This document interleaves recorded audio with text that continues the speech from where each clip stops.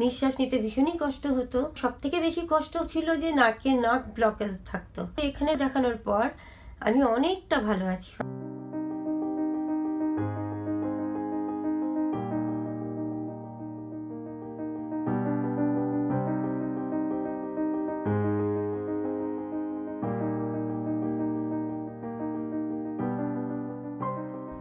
Welcome to Naturalveda health world.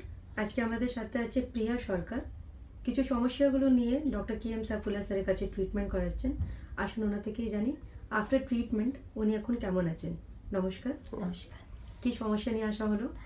আমার তো breathing problem ছিল, সিওপিডি, এবং নাকে আমার সব থেকে বেশি কষ্ট ছিল যে নাক ব্লকেজ থাকতো। নিঃশ্বাস নিতে ভীষণই কষ্ট হতো। কিন্তু আমি মোটামুটি এখানে 2-3 বার, তৃতীয়বার দেখানোর পর আমি অনেকটা ভালো আছি, অনেকটা ভালো হয়েছিলাম। কতদিন ধরে সমস্যা নিয়ে ভুগছেন আপনি? সমস্যা মোটামুটি 7-8 বছর। 7-8 বছর। এর আগে কোথাও ট্রিটমেন্ট করা হয়নি? হ্যাঁ, করেছি। আমি পালমোলজিস্ট দেখিয়েছি।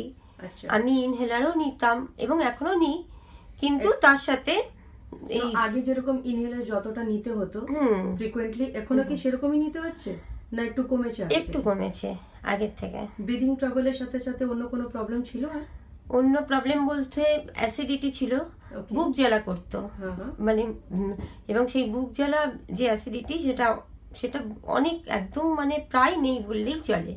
আচ্ছা।